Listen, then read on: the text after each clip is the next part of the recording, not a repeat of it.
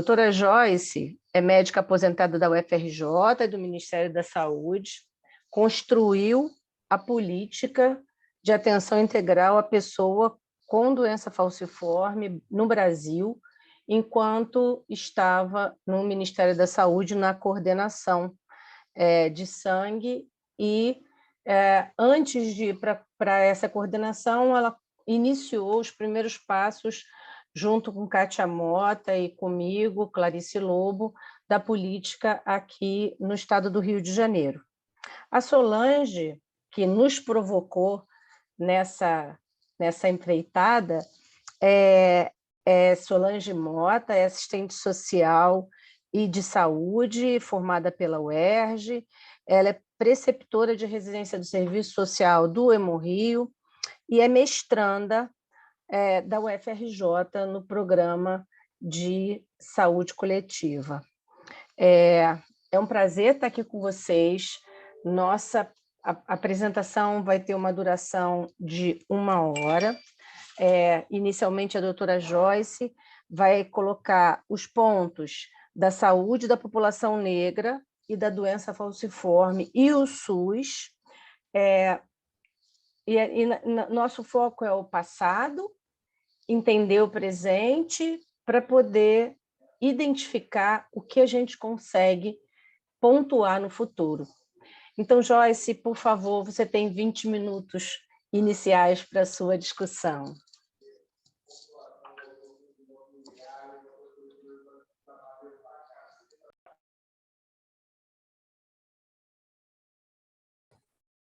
Já liberou o som? Estão me ouvindo? Então tá. Obrigada, Clarice. Boa tarde, todos e todas, amigos, colegas, pacientes. Com certeza deve ter uma comunidade que é muito familiarizada com a Clarice e no nosso trabalho do Ministério da Saúde. É com prazer que eu estou aqui com vocês para a gente ter essa conversa provocada pelo Hemorrio, mas antes gostaria de dar uma nota de pesar que nos diz muito respeito. Faleceu ontem o Dr. Gilson Cantarino, ex-secretário de Estado de Saúde do Rio de Janeiro, em cuja gestão nós começamos a trabalhar a política estadual de doença falciforme no Rio de Janeiro. Foi um incentivador, permitiu todos os espaços de diálogos, de conversa, um militante do SUS, uma pessoa ligada muito à saúde pública e que muito nos apoiou e nos criou a possibilidade de iniciarmos em todo o Brasil o primeiro programa de doença falciforme foi do Rio de Janeiro, que hoje está sediado, assentado e consolidado no Hemorrio. Bem, depois disso, acho que é um bom motivo para a gente fazer esse encontro e conversar sobre isso, apesar da perda, tem um significado muito forte nesse trabalho que nós vamos conversar hoje.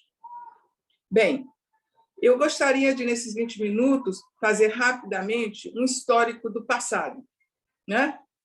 E isso envolver toda a questão do passado da saúde da população negra.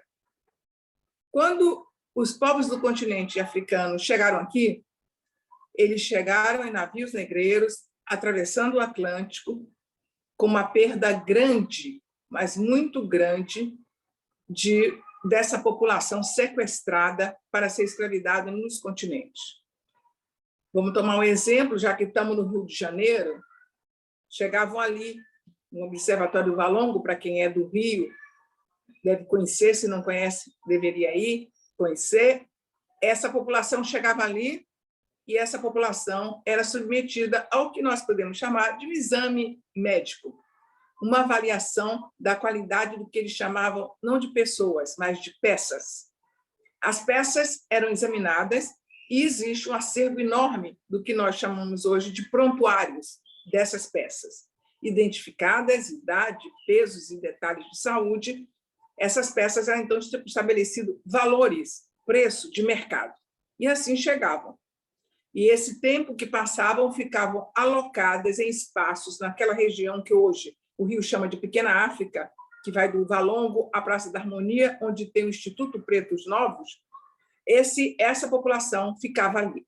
e era separada. Vinda dos entrepostos africanos, mantida lá nos seus espaços, no Senegal, em Gana, no Benin, existem todos esses locais, esses entrepostos, onde eram separados por idade, faixa etária, peso. Homens, por exemplo, em Dakar, o entreposto tinha homens com mais de 60 quilos, homens com menos de 60 quilos, para serem alimentados e atravessar o Atlântico.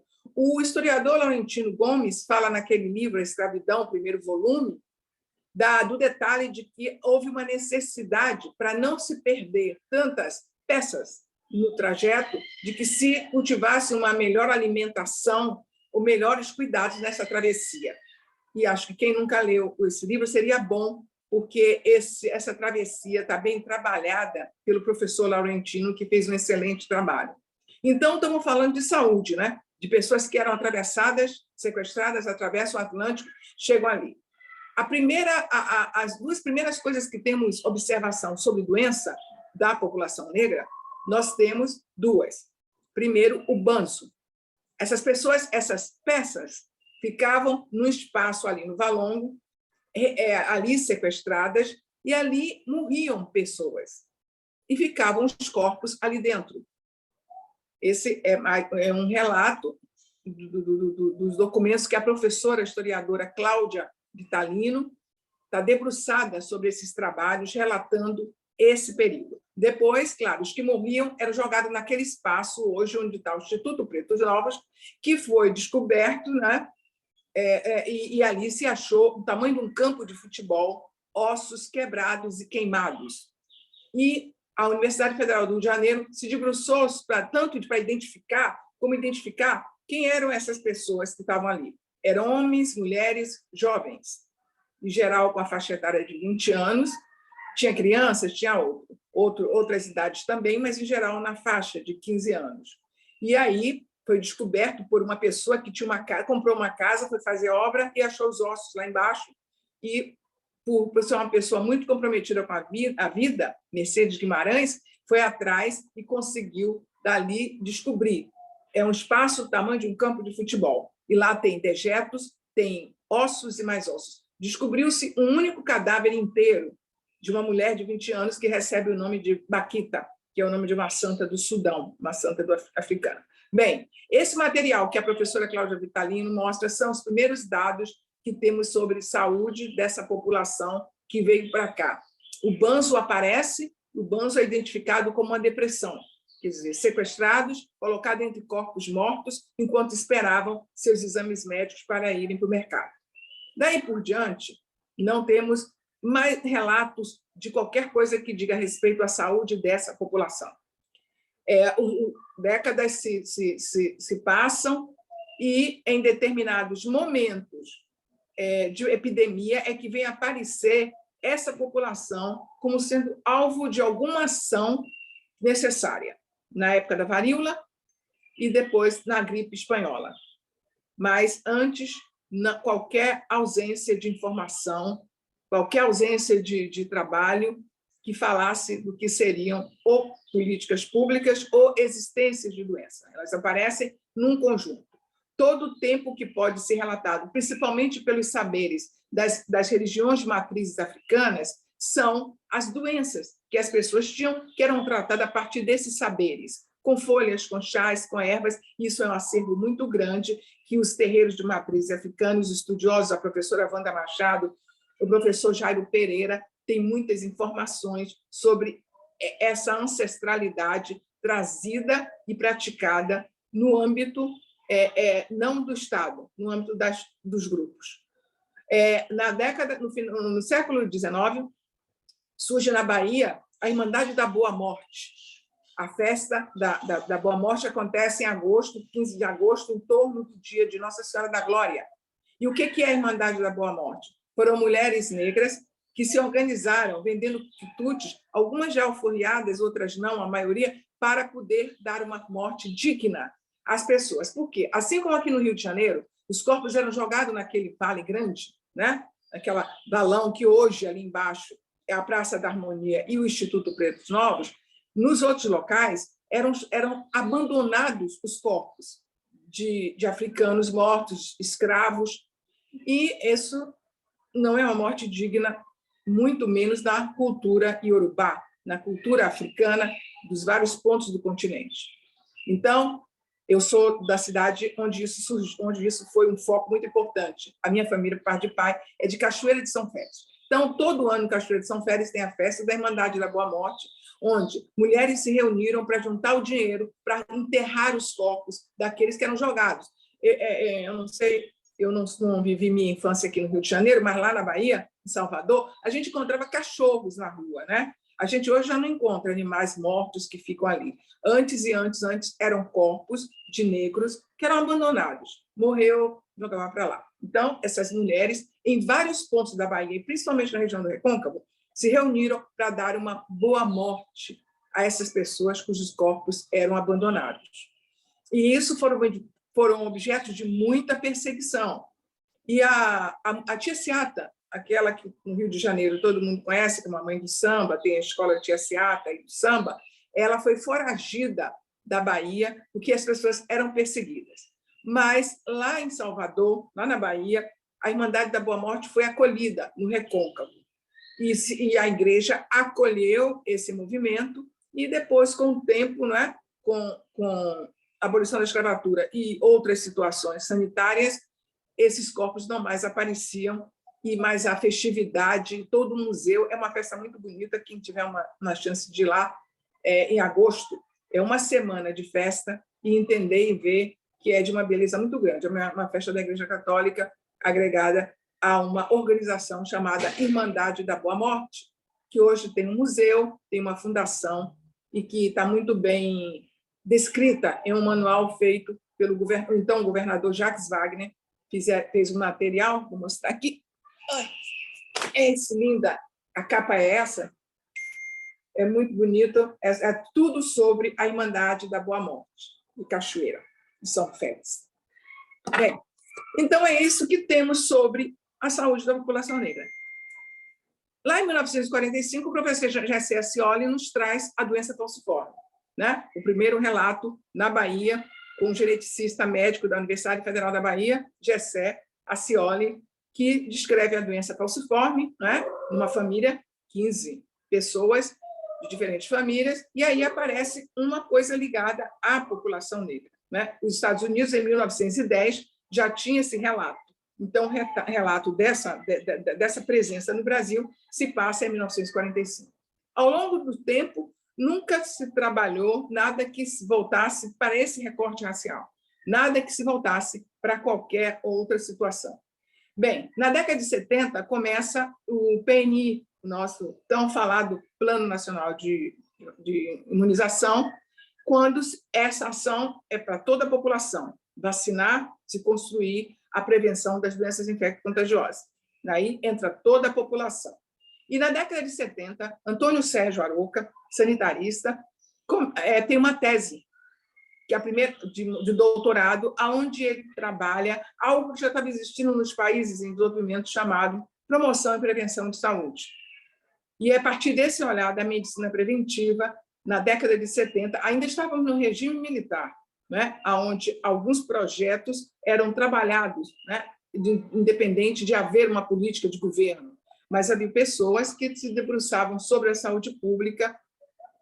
E na década de 80, já a ditadura militar termina em 85, 1985 é o último governo dos militares, a gente já estava trabalhando, estou falando a gente porque eu já estava, né? A Clarice também já devia estar aí nesse espaço de trabalho, não sei, é bem mais nova que eu, mas acho que em 85 ela estava na faculdade ainda. E eu já estava trabalhando quando a gente começa a trabalhar a implantação do Sistema Único de Saúde, né? E a reforma sanitária, que traz um novo olhar, não mais com a medicina curativa e o hospital como centro de tudo, né? E só era atendido em ambulatórios quem tinha carteira assinada, aí tem o direito ao antigo Instituto de Assistência Médica da Previdência Social, INAMPS. E eu entrei para o INAMPS. Em 1980, eu passei no concurso e comecei a trabalhar no que era o INAMPS. Eram ambulatórios que atendiam pessoas que tinham carteira assinada, pessoas e suas famílias. E aí, nesse processo, eu entrei em 80, nesse processo a gente começa a trabalhar na superintendência, no caso do Rio de Janeiro, regional do INAMPES, com Ézio Cordeiro, José Noronha, uma série de profissionais médicos envolvidos com esse olhar para uma medicina, para uma promoção e prevenção. Então, se constrói o SUS, que é consolidado em 1988, com saúde, direito de todos e dever do Estado. E aí vem uma nova construção, e o INAMPES deixa de existir para dar lugar ao Ministério da Saúde, abraçando todo o sistema de saúde que se vem a construir, Sistema Único de Saúde, o nosso querido, amado e muito agredido Sistema Único de Saúde. O fato é que, nesse período, essa construção ela é completamente diferente. E ela vem com uma cara muito bonita. Ela vem com uma cara de um projeto de nação, começando por um dos princípios do SUS, que é universal e gratuito. Todos os brasileiros e brasileiras teriam acesso aos programas, à assistência nesse país. Com isso, nós já éramos chegando, né, quase à metade da população brasileira de negros e negras, né? O Brasil começa a trabalhar essa identidade, porque a gente também sai do regime militar e a gente entra num programa que costuma se chamar democratização, ou seja, ouvir as falas dos grupos, e aí começa um processo dos grupos se reunirem para as suas reivindicações. Então, aparecem essas pessoas com doença falciforme, já estavam no Hemorrio, já existiam nas universidades, né? E esse processo de se organizar, né? O movimento negro nunca deixou de estar organizado. O Brasil foi alvo de muitas revoltas, as revoltas dos malês, dos búzios, dos alfaiates, sempre da rebeldia contra a violência que esse processo escravocrata de que nós fomos, né, fazemos parte, sempre exigindo posicionamentos. E o SUS ele vem com essa cara que via o indivíduo num contexto, né? A OMS, já na década de 40, já tinha reformulado a questão da definição do que é saúde. Saúde não é ausência de doença. Saúde é o completo bem-estar físico, mental, emocional e espiritual para que o indivíduo possa ter vida, saúde plena. Então, quando vem o SUS, ele vem com essa cara de abraçar já todo esse processo com outros olhares. E aí é um momento em que o movimento de homens e mulheres negras do Brasil começa a reivindicar um olhar para o que chamamos saúde da população negra. E a população negra começa a estar mais presente com os processos de discussão, uma identificação. É quando o brasileiro deixa de se autodeclarar moreno, morena, sei lá, aquelas coisas todas, e passa a se chamar de negro. Então, o IBGE muda e tem lá raça, cor, né? Negros, pardos, pretos e pardos, se constitui o que chamamos população negra do Brasil. E, obviamente, as reivindicações, na década de 90, o SUS já estruturado dessa forma que nós conhecemos, trabalhamos, ele passa a década de 90 se estruturando e promovendo muita ação de promoção de saúde. E nesse espaço, o movimento negro fica ativo, querendo olhar, porque durante o regime militar, o quesito raça-cor foi tirado de todos os documentos. E a gente sabe que, se a gente precisa identificar grupos, doenças, a gente precisa saber que indivíduos estão acometidos por ela, porque é assim que trabalha a saúde pública. E você não tendo o quesito raça-cor, isso é um dado importante para você, principalmente, olhar quais são as doenças que estão naquele grupo, né? Hoje a gente sabe, em 2001, quando se promove, então, aquele documento básico que é a questão das doenças de maior prevalência na população negra, já na gestão do então presidente Fernando Henrique Cardoso, quando o grupo do movimento negro vai para o Ministério para tentar construir isso. Eu não sei, Clarice, quantos minutos, tá? Você já está me avisar, tá bom? Para eu poder. Você tem mais 5 minutinhos, Joyce. Está ótimo. Então, é nesse processo que a população, o movimento negro, vai trabalhar, e é aí que as associações de pessoas com doença falciforme, já estabelecidas, como no caso do Hemorrio, não é? Já tinham os grupos lá trabalhando, pessoas com doença falciforme se organizando dentro do próprio Hemorrio para trabalhar a questão da doença falciforme. Bem, e dentro do SUS, então, a história é essa. Em 2004, como compromisso de campanha do então candidato Luiz Inácio Lula da Silva, fica combinado que seria implantado a política de atenção à doença falciforme, o PAI, Programa de Anemia Falciforme, que seria implantado como promessa de governo. E assim, nós já estávamos no Rio de Janeiro, Clarice Lobo, Kátia Mota, muita gente trabalhando dentro do Hemorrio, porque a população de doença falciforme estava lá, trabalhando a doença falciforme com bastante avanço, porque, a essa altura, a presença da doença, os nossos profissionais médicos que se interessaram começaram a aprender sobre ela no mundo. E, em 2004, nós fomos para o Ministério da Saúde, na coordenação de sangue, implantar um pedacinho da saúde da população negra, que era a doença falciforme. E esse projeto foi desenvolvido porque a gente tinha os hemocentros em todo o Brasil, as universidades com essa população atendida, mas não tinha no SUS, na tabela SUS, procedimentos normatizados para serem pagos, para serem executados, né, com protocolos, que foi o projeto que foi o produto desse período de 11 anos em que estivemos lá no Ministério da Saúde, com o apoio do Hemorrio, um luxuoso apoio, né, igual a Mangueira, que tem um luxuoso pandeiro, a gente tinha o apoio do Hemorrio e dos outros hemocentros também, no trabalhar esse ponto. A presença de doenças dentro da população negra, ela está majoritariamente presente. Doença falciforme, diabetes, hipertensão, mioma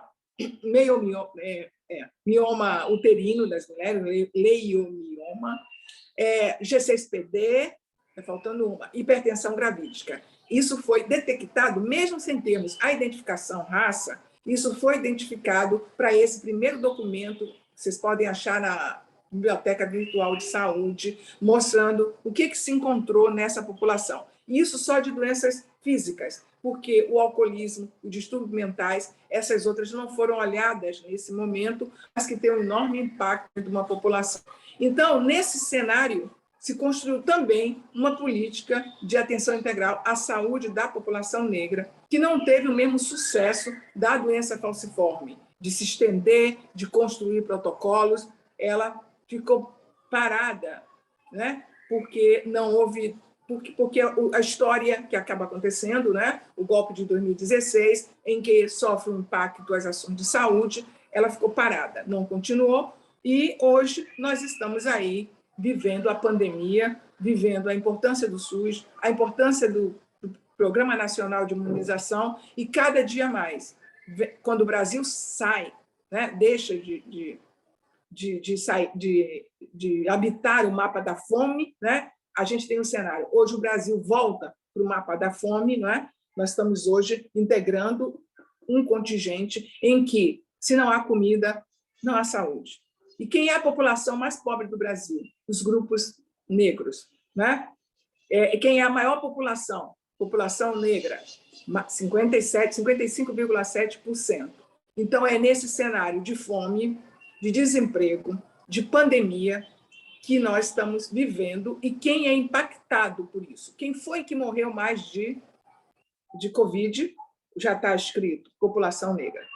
Então, esse foi um passado de lutas, chegamos ao SUS e estamos nesse cenário, que eu acho que é o objetivo desse encontro, para a gente olhar esse cenário, e vocês aí, eu estou aposentada, vocês aí trabalhando, né, traçarem projetos, demandas, em torno de um cenário que deve ser, para quem está na frente de batalha, muito difícil, muito triste, e acho que isso está atingindo todos nós, trabalhadores da saúde, que tem noção do significado desse momento, trabalhando no SUS, trabalhando dentro do Hemorrio, uma instituição de maior respeito, né? Para aproveitar para saudar o diretor, Luiz Amorim, e todas aquelas pessoas que estão aí no dia a dia.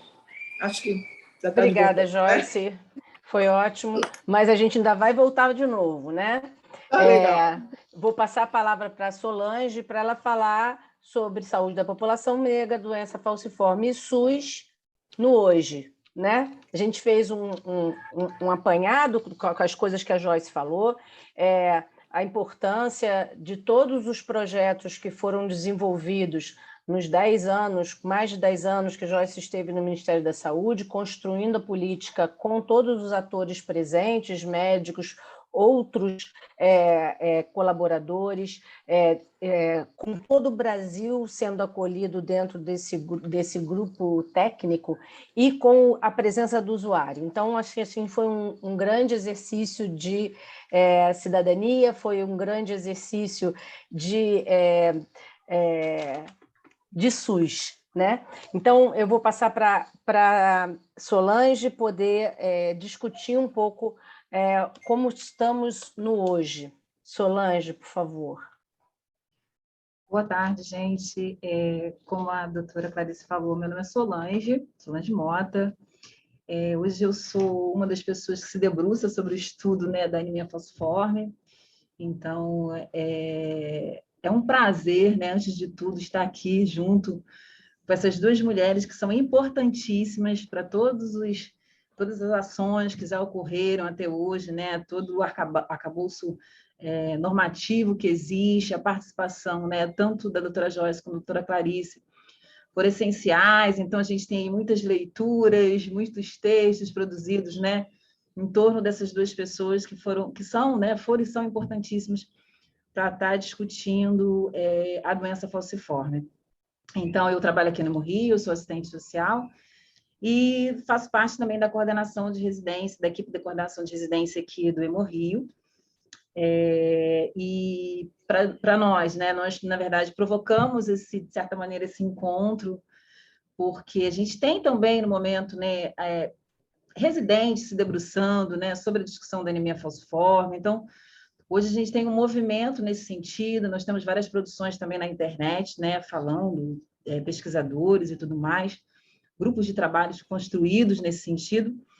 E aí é muito bom estar aqui, né? É um privilégio estar ouvindo a doutora Joyce com toda a história e tudo aquilo que ela vivenciou realmente, né, com relação à anemia falciforme. Então, eu trouxe uma apresentação e vou iniciar justamente falando sobre a importância dos movimentos sociais, né, dos profissionais de saúde, que, na verdade, esse protagonismo dos movimentos sociais e a luta da sociedade foi essencial na construção, né, de todo o arcabouço que a gente tem hoje com relação à anemia falciforme. Então, muitas foram as estratégias de lutas, como a doutora Joyce falou, né, o viver, né, a escravização, a população escravizada nunca ficou sem lutar, né, pela sua liberdade, pelos seus direitos. E os movimentos sociais, o movimento negro, eles tiveram participação essencial, né, na construção daquilo que a gente tem hoje. Então, eu começo justamente, não deitando como deixar de falar sobre esses atores, esses diversos atores que estiveram envolvidos nessa construção. Então, eu sinalizo aqui, né, por conta do tempo, não dá para falar muita coisa, mas eu sinalizo assim, um grupo, né, de normativas que a gente tem, que é o Programa de Triagem Neonatal, que é a Política Nacional de Atenção Integral à Pessoa com Doença Falciforme, como a doutora Joyce falou, a Política Nacional de Saúde Integral da População Negra, o transplante de medula óssea hoje pelo SUS, né, que são normativas que existem hoje, que elas nunca ocorreram de cima para baixo, de uma forma vertical, mas sempre foi um movimento de um grupo de trabalhadores da saúde, da sociedade geral, para que se conseguíssemos, né, ter hoje o que nós temos em matéria de direito da pessoa com doença falciforme e da saúde da população negra de uma maneira geral. Então, as categorias raciais do SUS, hoje, elas refletem esses anos de institucionalização de políticas públicas de equidade racial, né? Então, elas são frutos, como eu falei, desse movimento, do movimento feminino negro também, né, da participação de mulheres negras em todas essas ações que nós temos hoje e que são de direitos da população da população negra de maneira geral, bem como também as pessoas com doença falciforme. Então, eu trouxe aqui alguns determinantes sociais, tá? Poucos, porque, como a doutora Joyce citou, alguns nós temos muitos, hoje nós temos muito, graças justamente a esses indicadores, a gente consegue construir essas estatísticas hoje. Então, a gente tem pelo IPEA, então eu vou dar só um pouco de situação, né, do que nós temos hoje com relação a alguns indicadores para a população negra hoje, né, na atualidade. Então, a gente tem pelo IPEA hoje, que a população negra ela representa hoje 67% do público total de pessoas atendidas pelo SUS, né, enquanto pessoas brancas são 47%. A gente tem uma segunda questão que com essas estatísticas, a gente percebe que a população negra, né, e a população com menor renda de fato, o grupo populacional que usa o SUS, que é o SUS dependente, né, que realmente conta com o SUS. É lógico que, nesse momento de pandemia, mais do que nunca, o SUS ficou em evidência. Mas, historicamente, a gente tem essa parte da nossa população brasileira que é majoritariamente SUS dependente. Ela conta com o SUS para todas as suas ações e seus cuidados de saúde. Pelo IBGE, a população negra constitui hoje mais da metade da população, né? Em 2015, foi 53,9% se declarou preta ou parda. Eu trouxe aqui um pouco dos índices, né, de trabalho e renda da população negra, porque se a gente for falar de trabalho e renda, a gente essencialmente está tocando em todas as demais ações, que é como essa população vivencia, né, a sua situação de moradia, né, os seus riscos de moradia, a sua insegurança alimentar. Então, a gente percebe que, por exemplo, aqui, né, e essa é uma estatística muito interessante, porque ela faz um recorte também racial, mas também de gênero. Então, a gente tem aqui, por exemplo, não sei se está todo mundo conseguindo ver, mas a gente tem homens não negros, né? Eles ganham uma faixa de R$ 3.400, homens negros, R$ 1.900, mulheres não negras, R$ 2.600, mulheres negras, R$ 1.500. Então, a gente tem aí uma diferença entre homens não negros e homens negros, nós temos uma diferença entre mulheres não negras e mulheres negras. Então, a gente tem um recorte dessas diferenciações, como elas são vivenciadas por esses grupos. A taxa de desemprego, a gente tem que mulheres negras, né, é uma taxa de desemprego de 18,2%, mulheres não negras, 11,3%, homens negros, 9,5%, e homens não negros, 9,5%, e homens negros, 14,9%. Então, a gente consegue perceber que esse é o grupo mais vulnerável, esse é o grupo mais empobrecido, diante de toda uma questão de saúde que vai envolver, basicamente, né, a sua forma de trabalhar, o acesso que você tem à condição financeira. E, continuando dentro desses indicadores de saúde, a gente vai falar um pouquinho sobre a doença falciforme também, né? Então, a gente tem que, nos dados do Ministério de Saúde de 2020, de 60 mil a 100 mil brasileiros convivem com anemia falciforme. E desses, somente 30 mil deste total faz acompanhamento no SUS. E aí diz que a cada registro de 1.000 casos novos por ano da doença. E ela pode ser encontrada na frequência de 2% a 6% da população brasileira. Então, eu achei muito interessante esse quadrinho aqui do Banco Mundial, falando sobre a letalidade, né, da doença falciforme. Então, ele diz que, só para vocês terem uma ideia, então, de crianças até 5 anos de idade, ele está fazendo uma comparação, de crianças até 5 anos de idade e gestantes durante o parto. Então, a letalidade, ou seja, a mortalidade entre os que têm doença falciforme. Os que não têm cuidado de saúde, crianças até 5 anos, têm 80% de chances de letalidade, né? Uma vida média de 8 anos. Crianças até 5 anos de idade, com cuidados de saúde, têm uma vida média de 45 anos, com 1,8% de letalidade. Gestantes durante o parto, sem cuidado, 50%. Com cuidado, 2,%. Então, é importantíssimo como é o impacto do cuidado de saúde para a pessoa com doença falciforme, né? Isso reduz a letalidade da doença. Então, é importantíssimo esse cuidado de saúde para com as pessoas com a doença falciforme. E aí, como a doutora Joyce falou, os dados, né, desagregados por raça cor, eles são essenciais na construção de políticas. Então, a gente tem um grupo de pessoas aqui grande e me aproveitando desse momento, é muito importante a gente falar da importância de você estar sinalizando e se autoclassificando, né? Porque, às vezes, esse item ele passa despercebido, invisível, e a gente fica sem conseguir mensurar porque ele não é preenchido. Então, desde o censo de 1991, o IBGE adotou o critério de autoclassificação segundo raça, cor de pele, da pele, em 5 categorias, né? Branco, preto, pardo, indígena e amarelo. Então, dar voz, né, e a população em geral ter essa autoclassificação ou questionada no momento da sua inserção na unidade de saúde, né? Ou ela mesma fazer questão, né, de estar preenchendo esse dado, ele é importantíssimo, porque é a forma como a gente consegue reconhecer as demandas de saúde desses grupos, né? Desses grupos específicos. Então, isso possibilita reduzir o impacto dos determinantes sociais a que são submetidos. E o que a gente chama de determinantes sociais? É justamente o grupo de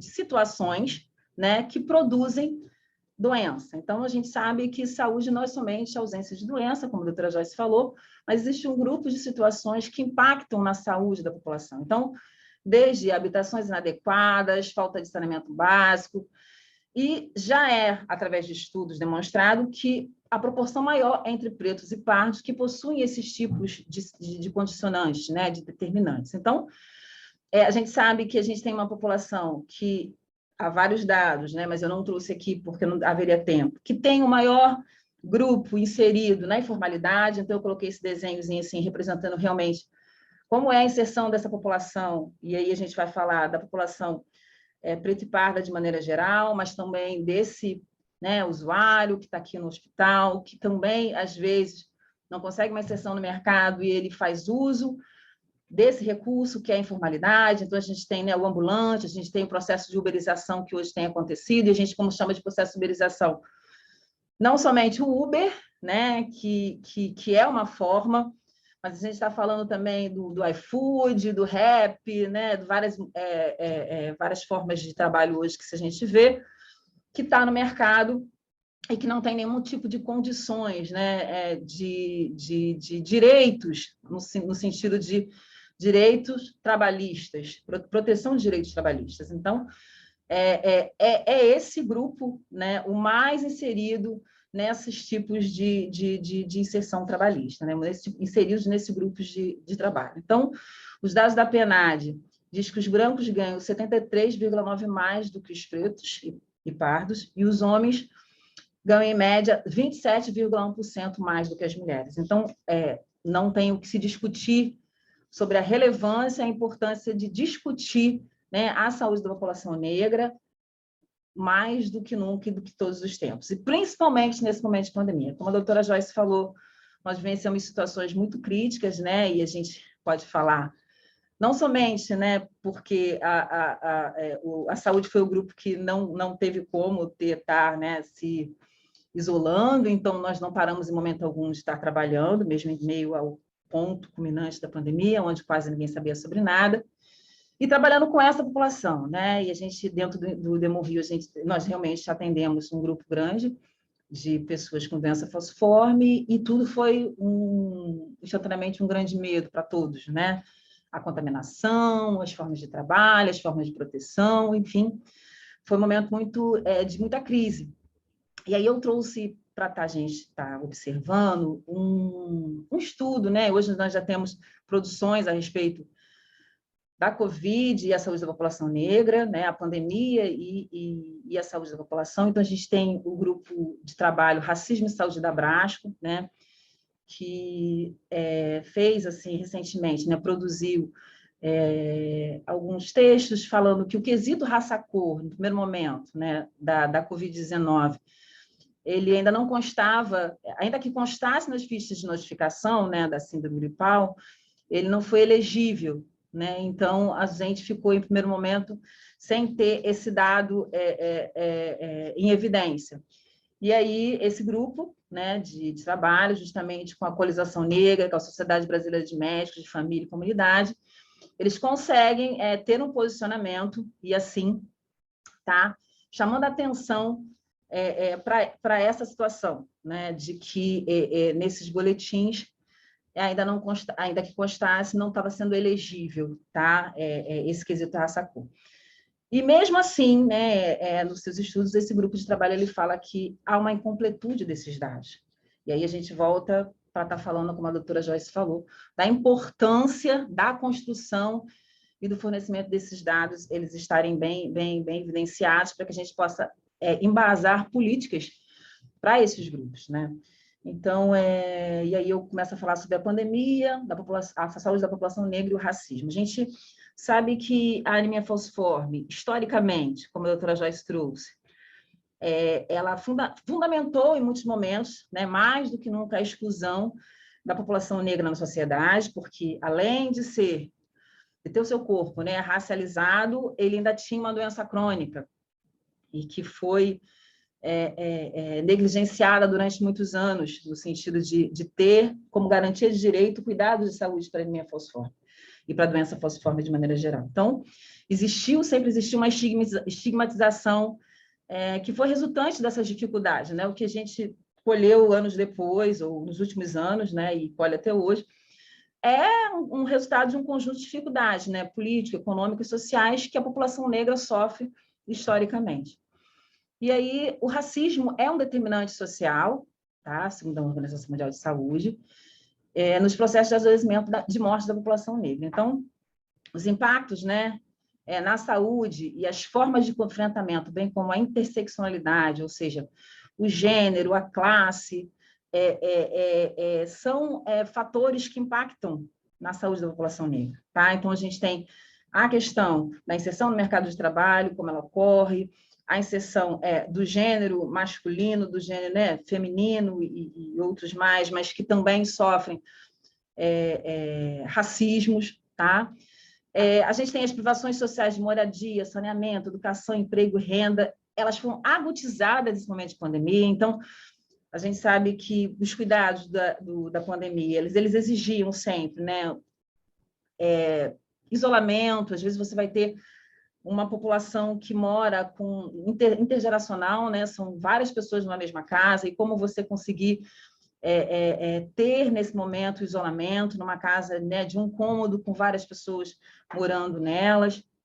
Então, assim, a questão do emprego, já que a gente sabe que a gente está falando de um grupo que tem uma grande inserção no mercado informal e, portanto, se ele não vai para o trabalho, portanto, ele não tem renda. E, nesse caso, a doença falciforme ela aumenta o risco, né, dos casos graves de Covid, ou seja, potencializa os riscos. Então, é uma população com doença crônica altamente vulnerável. Então, o painel de monitoramento para os casos de doença falciforme e Covid, eles ainda não foram construídos adequadamente. Então, a gente não tem isso muito evidenciado, né? Que é o painel de monitoramento para os casos de doença falciforme e Covid. Então, é essencial combater a invisibilidade da doença, né? Negando, porque quando a gente nega, né, esse direito a uma vida saudável, então a gente torna essa doença uma doença mais do que nunca invisível, principalmente nesse momento de Covid. Então, é necessário a gente combater essa invisibilidade. Então, esse evento, ele também tem essa conotação da gente poder estar evidenciando o que vem acontecendo. Então, precisamos, como a doutora Joyce falou, de um fortalecimento do SUS nesse momento, que ficou em evidência mais do que nunca nesse momento de pandemia, e a necessidade de dados fidedignos de óbitos por Covid dos usuários através da vigilância epidemiológica. Então, a gente tem que ter esses dados fidedignos, tem que ter esse preenchimento desses dados de raça-cor devidamente preenchidos, a construção e monitoramento de indicadores que possibilitem avaliar práticas racistas e discriminatórias nas instituições de saúde. Então, eu trouxe isso mais do que nunca porque nós temos hoje, né, já produzido, formas de enfrentar o racismo institucional. Tá? Então, o racismo institucional são um conjunto de práticas, né, históricas, culturais, interpessoais, e coloca um grupo social ou ético em posição melhor em detrimento do outro. E já existe construído, né, formas de combater o racismo institucional. Então, existe até um guia de enfrentamento do racismo institucional. E a gente tem que estar percebendo até que ponto as instituições de saúde elas têm construído indicadores, formas de combate, indicadores que evidenciam se aquela ou uma outra instituição ela tem práticas racistas, e com certeza tem, né? Porque o racismo estrutura a nossa sociedade. Então, eu trago, né, até nesse momento de discussão, a importância de nós construirmos, né, ações de enfrentamento às práticas racistas dentro das instituições de saúde e das instituições de maneira geral. A doença falciforme ela é historicamente vinculada ao racismo e ao processo de racialização da saúde, então nenhuma outra doença está tão intimamente ligada a fatores raciais, sociais e políticos como essa, né? Por conta de ter uma incidência maior na população negra. Eu trago aqui também um dado bem recente, que eu entendo também como uma conquista, ainda que algumas pessoas possam criticar que o valor não é muito alto, mas nós tivemos agora recentemente uma resolução aqui no Rio de Janeiro, a resolução 2300, agora de junho de 2021, que tem a finalidade de repassar recursos para os gestores para alguns municípios. Tá? São recursos, um recurso, na verdade, no valor de R$5.000 para o município. Ele foi construído a partir da incidência da doença falciforme naquele município e se ditou algumas exigências, né? Então, esse valor tem que ser gasto para elaboração, edição e distribuição de material educativo por meio físico remoto sobre doença falciforme, atividades de qualificação que impactem na atenção à saúde das pessoas com doença falciforme. E eu trouxe essa resolução porque eu acho importante.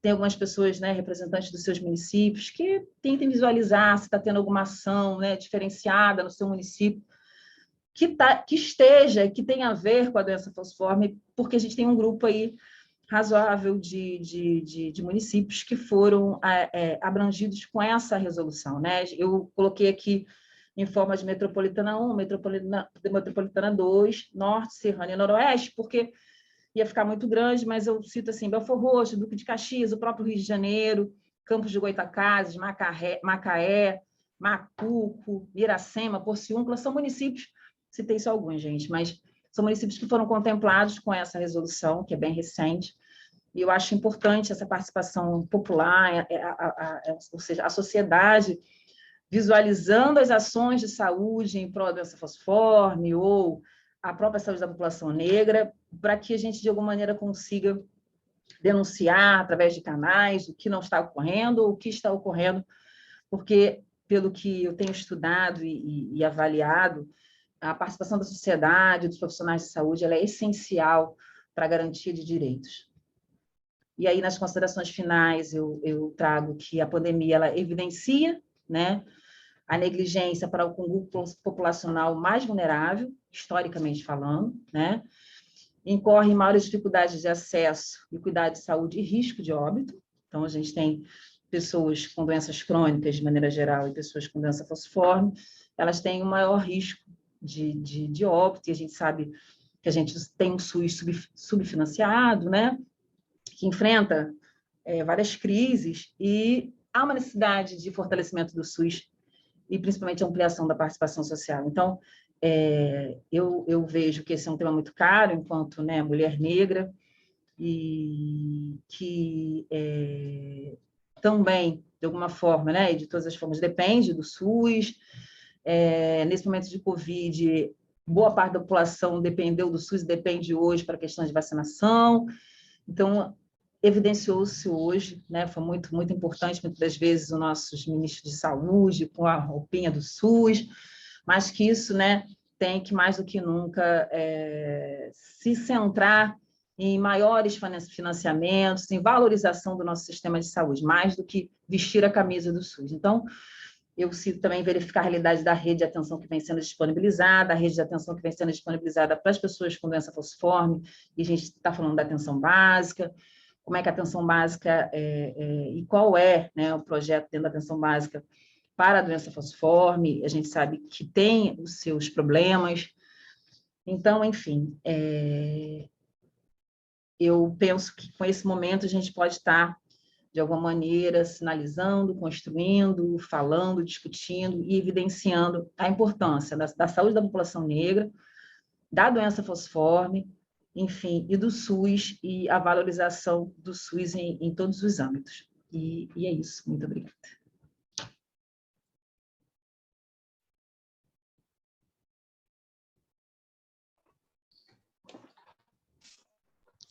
Obrigada, Solange. Muito bons os pontos que você levantou. Eu agora vou convidar Joyce, você e eu, para a gente fazer aqui uma discussão em cima dos pontos para o futuro. O que a gente pensa que poderemos colaborar com o futuro, né?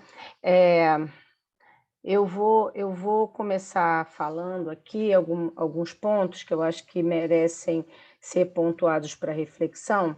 Primeiro que nós temos uma diminuição de expectativa de vida no Brasil hoje para pessoas com doença falciforme de 20 anos em relação à população geral.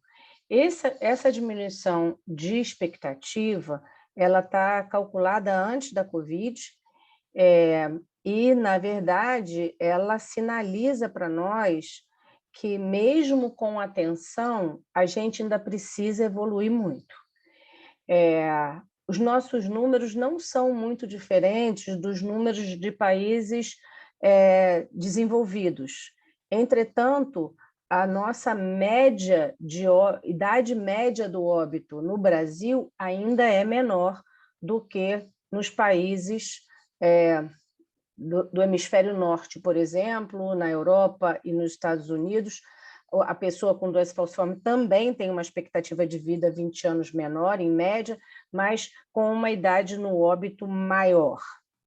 E isso daí ele traduz a qualidade da assistência e diz para a gente que a gente tem muito que caminhar ainda, em termos de diminuir a lesão crônica de órgão da pessoa com doença falciforme e, com isso, melhorar a expectativa de vida e a qualidade de vida desse indivíduo.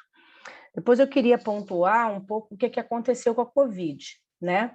Com a Covid, o movimento social foi lá e se mobilizou junto com o PNI. O PNI é um exemplo desde 1973, com o nascimento do Programa Nacional de Imunização, ele veio se estruturando e se fortalecendo progressivamente, até que a Covid veio explodir esse orgulho de todo brasileiro em relação ao SUS, né? 100% de nós dependeu do SUS para fazer a vacinação, e não tem nenhum brasileiro que não tenha saído, eu acho que emocionado com o trabalho de colaboração que aquela equipe estava fazendo, trabalhando para caramba, e feliz de estar ali imunizando o seu igual, né? Então, eu quero dizer que o levantamento que eu fiz para falar no EMO, e eu apresentei no ENAIDS há um mês atrás, sinalizou o quanto os nossos dados são frágeis. Nós não temos um dado nacional de mortalidade de Covid e doença falciforme, nós não temos nem nos hemocentros uma homogeneidade de colocação das informações. Eu pedi a todos os hemocentros no Brasil e a todos os centros brasileiros, através da Associação Brasileira de Hematologia e Hemoterapia, o envio de dados, e eu consegui dados de 5 instituições, as 5 em São Paulo, que me forneceram as informações, e eu apresentei junto com as informações do Hemorrio. O que a gente viu é que a taxa de mortalidade da população geral em relação à Covid era de 0,04. Tá? A taxa de mortalidade, ela usa a população geral. Tá?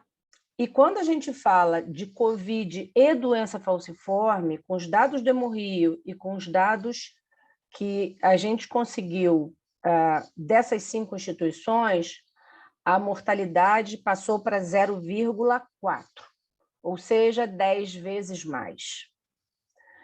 E quando a gente fala de letalidade, e aí letalidade implica em ver o número de pessoas doentes. Quem realmente ficou doente, né? A mortalidade pegou todo mundo. E aí, no Brasil, 4 em 100 morriam. E na doença falciforme, 0,4, né? 4 em 100 e 4 em 10. Perdão, 4 em 1.000 e 4 em 100. Em relação à letalidade, quem pegou a doença, quem se contaminou, esse dado foi muito difícil de chegar, porque a gente só teve os dados de quem procurou o hospital, né? Quem se internou com a doença falciforme. Mas, de novo, no Brasil, a letalidade era de 2,5 na população geral, considerando os dados do SUS e do sistema público. Nós sabemos que os dados do SUS tiveram um número maior de letalidade do que os dados do sistema público, mas, em média, o que os números mostram para a gente é que a gente teve uma letalidade de 2,5. E quando a gente olhou a letalidade dos internados com doença falciforme no Hemorrio e nesses 5 centros, nós tivemos 25% de letalidade em média. Ou seja, de novo, 10 vezes mais letalidade. Então, assim, a letalidade maior em adultos, muito maior, muito mais significativa. Nós tivemos centros só de pediátricos que não tiveram nenhuma letalidade com a doença.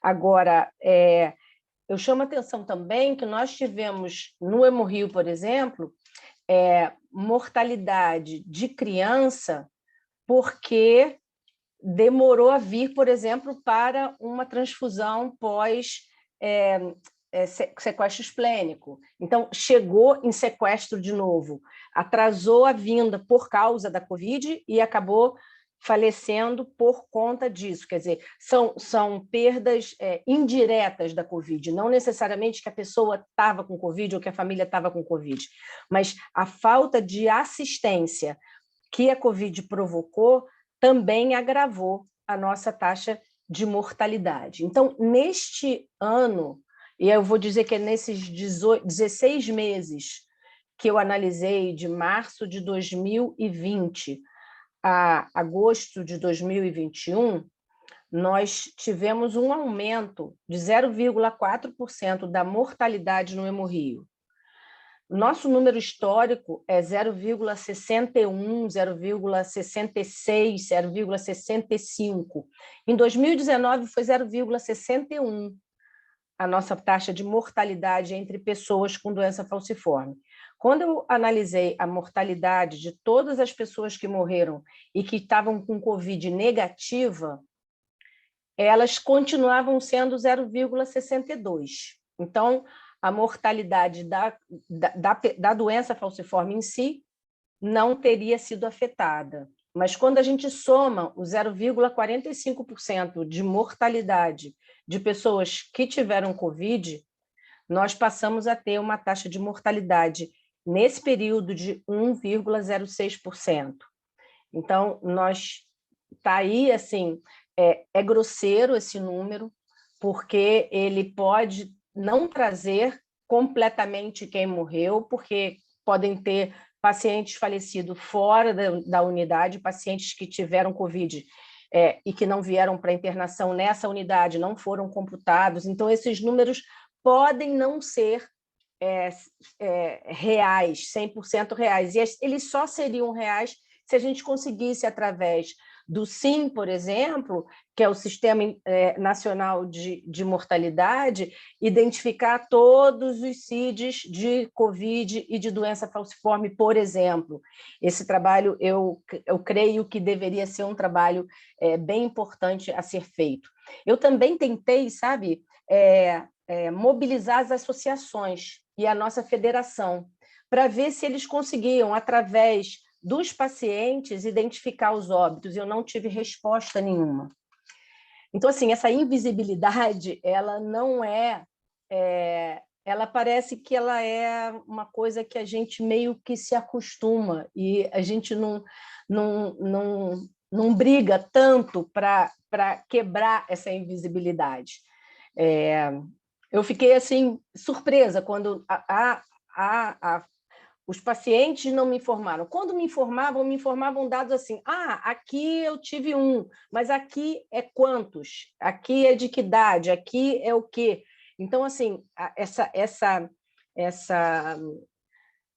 falta de consistência das informações, elas permeiam tanto os serviços quanto as associações. E isso é uma coisa que eu acho que, para o futuro, a gente tinha que trabalhar. Joyce, quer complementar?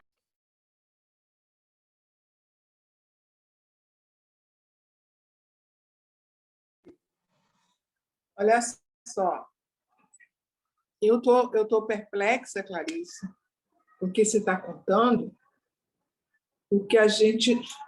Eu estou até assim, impactada, tá? Fiquei ouvindo com cuidado e, mais uma vez, admirando você, o seu trabalho de aprofundar as questões que é tão necessário, sabe? Eu fico pensando o que isso significa, né? Primeiro, a gente sempre teve dificuldade com dados, né? Se o Ministério da Saúde estiver à frente dos processos, mesmo quando o Ministério estava à frente, a nossa maior dificuldade, você sabe disso, que você participou do nosso grupo de assessoramento todo o tempo, esteve junto conosco nessa jornada, o quanto era difícil as informações num momento mundial em que a tecnologia está a todo vapor, né? Então, sempre foi difícil. O que a gente pode analisar? O que acontecia no Ministério? Existiam ações, existiam patologias, digamos assim, que estavam à frente de um processo, até necessário. É compreensível que doenças infecto-contagiosas, como a AIDS, haja um empenho muito grande de trabalhar por conta de ser uma doença infecto-contagiosa, né? O que não pode ser uma regra para todas as outras. Então, a gente tem esse cenário. E eu estava me perguntando esse tempo todo, né, da Covid, como que estava esse sistema de informação, né, no que diz respeito à Covid em si, na população toda, e no caso da população com doença falciforme. E acho que hoje você vem corroborar uma preocupação que nesse momento, a gente não tem isso, nem dos usuários, nem das pessoas com doença falciforme. Isso é para se pensar. Por que as associações... tem associações que estão muito ativas, até porque, por conta da questão da fome, algumas associações já se mobilizavam para tentar fazer cesta básica, aqui no Rio, a Associação do Rio, Minas Gerais, para suprir essa deficiência. Agora, que nesse momento você não tenha conseguido, isso significa que essa situação não é boa, né? Vamos dizer assim, não é boa, não é nada boa, porque se gente que está numa instituição que tem um trabalho não consegue ter informações sobre o que está ocorrendo, é complicado. Que cenário que a gente tem? Por que isso está acontecendo, né? Eu estou surpresa mesmo com o que você está contando. Não me admiraria se... Claro, quem tem experiência, só para a gente relembrar, quem tem experiência e trabalhou a nível central com doença falciforme, a gente tinha toda uma necessidade de estar o tempo todo em contato com os grupos, indo aos locais, para que a gente mobilizasse no sentido da informação. A gente teve, dos hemocentros, o Brasil todo o estado tem pelo menos um hemocentro central, que é o caso do Rio, que é pequenininho, Espírito Santo, pequenininho. São Paulo já tem uma rede, Minas tem uma rede. Então, esse contato de estar junto, de estar fazendo isso acontecia quando essa política estava em prática e agregando os hemocentros. Mas a gente tinha 2 hemocentros que sempre tiveram à frente da informação, Hemorio e Hemominas, né? Sempre à frente de trazer, de levar processo. Tudo bem, isso precisa ser trabalhado. Isso a gente não pode dizer, isso... Não. Para todas as patologias, há necessidade do comando central do Ministério, de ter uma coordenação como a gente tinha, de ter o contato direto com os hemocentros para que a gente pudesse mobilizar. E o fato concreto é que, se a gente não tem dado, se a gente não tem informação, os fatos não existem. Né? Como é que você trabalha sem dados, sem informação? Se as fontes não são fidedignas, como é que a gente vai poder estabelecer políticas, conversas, ações? Né? A gente trabalhou isso 11 anos no Ministério.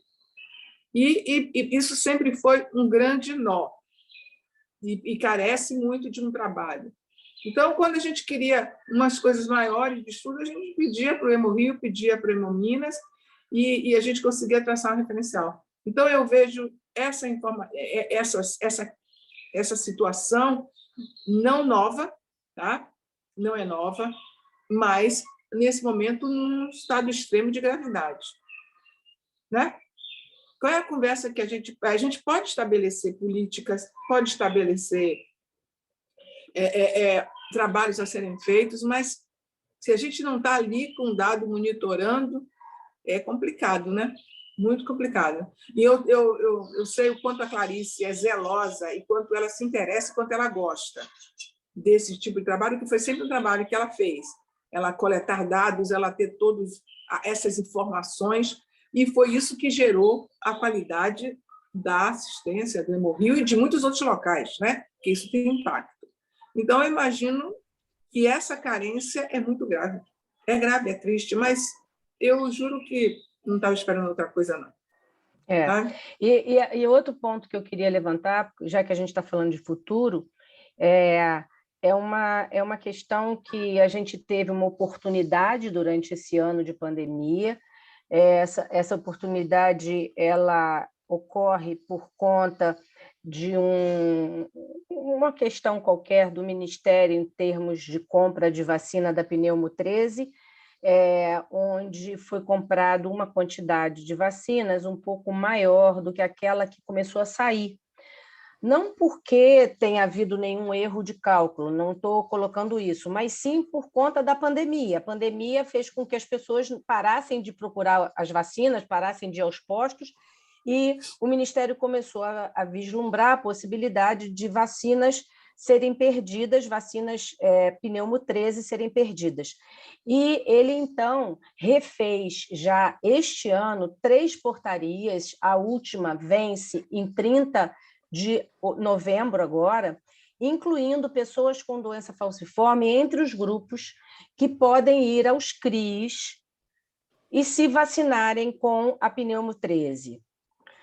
A Pneumo 13 é uma vacina extremamente importante, uma vez que ela consegue pegar muito mais cepas patogênicas do pneumococo que circulam entre nós do que a Pneumo 10, apesar de parecer que são só 3 a mais, mas as cepas todas que ela pega são muito mais patogênicas e são muito mais prevalentes. Então, entre a Pneumo 23 e a Pneumo 10, que já são as que estão disponíveis para todo mundo, não muda muito o número de cepas, mas só muda 3 cepas a mais. E da Pneumo 10 para Pneumo 13 muda muitas cepas a mais, 60% mais de cepas são acolhidas por essa pneumo. Não estamos falando de vacinação de criança só, nós estamos falando de vacinação de qualquer pessoa com doença falciforme, adultos e crianças. A gente divulgou isso para os hemocentros, mas a gente viu que, por exemplo, os serviços que são estruturados, a informação não chegou até esses serviços, não chegou até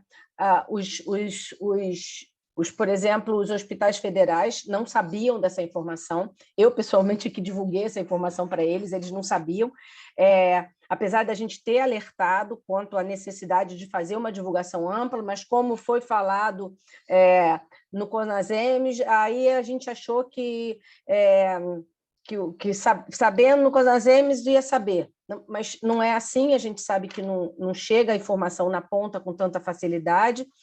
E, bom, enfim, as pessoas estão se vacinando dentro daquilo que são informadas, entretanto, no final de novembro agora acaba. E aí eu, pessoalmente, provoquei a FENAFAL para que a gente possa construir um documento, levar ao PNI, pedindo para que as pessoas com doença falciforme sejam incluídas definitivamente dentro do rol das pessoas que devem se vacinar com pneumo 13. Nenhuma comunidade de patologia hematológica, fora os oncológicos, vai ser tão importante a vacinação com pneumo 13, uma vez que a infecção ainda é a maior causa de mortalidade em criança.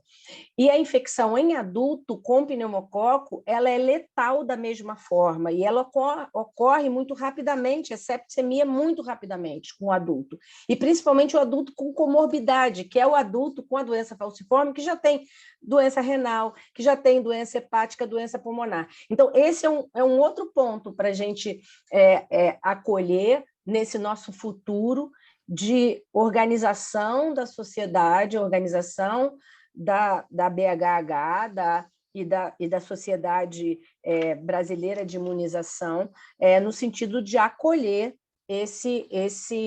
essa reivindicação que eu coloco aqui, mas que eu tenho certeza que é da grande maioria dos colegas que trabalham com doença falciforme. Só fazendo algumas... Assim, realmente, a doutora Clarice trouxe dados importantíssimos, né, bem recentes. Com a doutora Joyce, eu também fiquei impactada por conta desses índices. E quando eu ouço vocês falando, né, estando aqui no Hemorrio e vivenciando o dia a dia, né, do atendimento ao usuário, ao paciente, a gente percebe que há uma falta de acesso à informação, tá? A gente não vê uma população, a gente já tem uma população que não acessa algumas informações, inclusive os dados, né, básicos de raça-cor, de autoclassificação. A gente percebe que não existe, por parte da população, essa demanda de importância. Então, na minha fala, eu trouxe justamente a importância desse dado, da construção desses dados. E aí, quando a doutora Clarice vem, né, na fala dizendo que teve dificuldades, mesmo via as associações, a gente percebe que as associações também, de alguma maneira, né, foram impactadas por esse momento de Covid, com, né, alguns óbitos, e me pareceu óbitos de pessoas importantes dentro da estrutura de liderança, mas penso eu que dentro das associações é necessário realmente um suporte para fomentar, para a criação de novas lideranças que possam estar fazendo esse trabalho junto à população com doença falciforme. Então, o fortalecimento dessas associações passa também pela construção de lideranças politizadas, lideranças, né, com o mínimo conhecimento e compreensão de alguns dados, da importância de alguns fatos. E parece que hoje, né, a gente vive momentos de muita escassez, onde, às vezes, algumas associações vão estar muito voltadas para atendimento de demandas focais, né, demandas muito pontuais, no sentido de distribuição de cestas e tudo mais, e acabam deixando um pouco de lado fatos e ações muito importantes, né, para estar viabilizando mais direitos para a população com doença falciforme. Então, me parece que acesso à informação da população, a importância dessa informação, como eu disse, nas instituições não está evidenciado a importância desses dados, né? A gente não tem uma estrutura hoje onde a gente encontra cartazes e tudo mais, falando, por exemplo, desse dado da imunização. Então, assim, a gente percebe que a gente tem hoje muito acesso, né? Muito acesso à informação via internet, via redes sociais, mas a questão da compreensão dessas informações para estar viabilizando e fortalecendo algumas ações que são em prol a direitos é um pouco bem enfraquecida, né? Então, a gente vê muitas coisas, muitas informações falsas, mas a gente não consegue ver informações que verdadeiramente farão diferença. Então, a gente tem hoje, né, uma rede social e uma comunicação muito maior e mais intensa, mas com uma dificuldade muito grande de informações que verdadeiramente façam diferença na vida, né, do ser humano, das pessoas de maneira geral. Então, entendo eu que é necessário, né? Hoje a gente tem, né, um grupo político que faz uso maciço de redes sociais, maciço de comunicação para outros fins. Então, eu penso que a saúde, os movimentos sociais também têm que fazer uso desses meios, né, que a gente tem novos de comunicação para estar garantindo e dando acesso à população à informação. A gente sabe que a gente tem hoje um movimento de informações falsas e verdadeiras, mas eu penso, né, no atual momento, seria importante que a população tenha conhecimento disso, e a população desconhece. Né? A gente tem hoje o logaritmo que você só acessa aquilo que realmente você costuma e gosta na internet. Então, realmente, se a pessoa não tem o costume de acessar a imunização, ela nunca vai receber uma informação sobre imunização.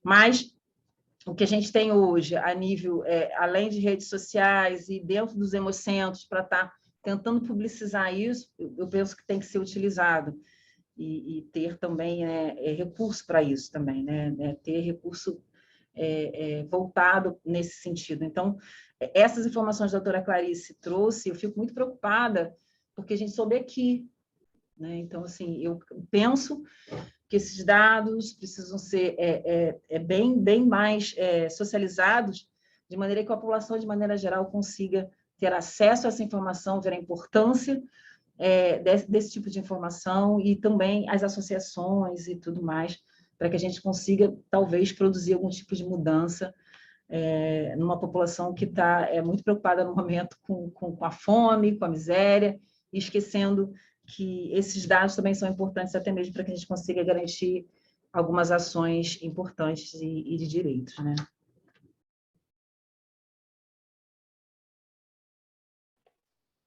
Pode falar, Joyce. Como é que está a sequência? Eu já falei, ela falou, você falou alguma coisa. Agora a gente está abrindo para ir colocando coisas? É isso? Não estou te ouvindo. Você está mutada. Você está mutada. Desculpa. Pode falar. Agora a gente já meio que fechou essa coisa do passado, presente e futuro, né? Agora a gente tem mais 40 minutos para a gente discutir o assunto que vier das pessoas, ou coisas que a gente queira levantar para decidir, para discutir. Tá. Seguindo a fala da Solange, né? Solange? Isso, Solange. Ela falou agora, Solange, viu? Não estou com a mente tão estragada, não. Seguindo a fala da Solange, porque tanta coisa. Para a gente já ir abrindo, quem tiver coisa para falar, eu queria colocar o seguinte. Eu vejo esse cenário de pandemia, né? É um cenário muito específico, novo.